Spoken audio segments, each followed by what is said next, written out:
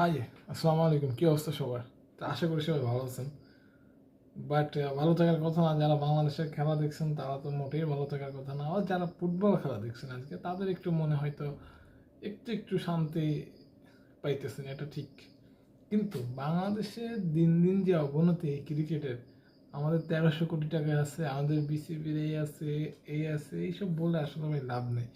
Ultimately আমরা কিন্তু এখন বিশ্বকাপ কোয়ালিফায়ার করতে পারলাম না। আমাদের এখন কোয়ালিফাই খেলা লাগবে, কেনিয়া, মানে যেসব দেশ ফুটবল খেলে, ক্রিকেট খেলতো না, ওদের সাথে আবার আমাদের খেলে তারপরে বিশ্বকাপের মূল পর্বে যাওয়া লাগবে। বুঝতে পারতেছেন বাংলাদেশের ক্রিকেটের কি অবস্থা? বাংলাদেশের ক্রিকেটের নিয়ে ভাবলে ভাই আলটিমেটলি মাথা গরম হয়ে যায়। সারারা করে কি? আমরা ওদের জন্য এত সাপোর্ট করি, এত কিছু করি, কিন্তু ওরা দিন দিন যা খেলা দিতেছে বলার মতন না। তাওহিদ হৃদয়, মানে ওরা নিয়ে পরে আমি কোনো একটা পর্ব করবো, ঠিক আছে? এ যা করে, বাংলাদেশের অবস্থাই খারাপ।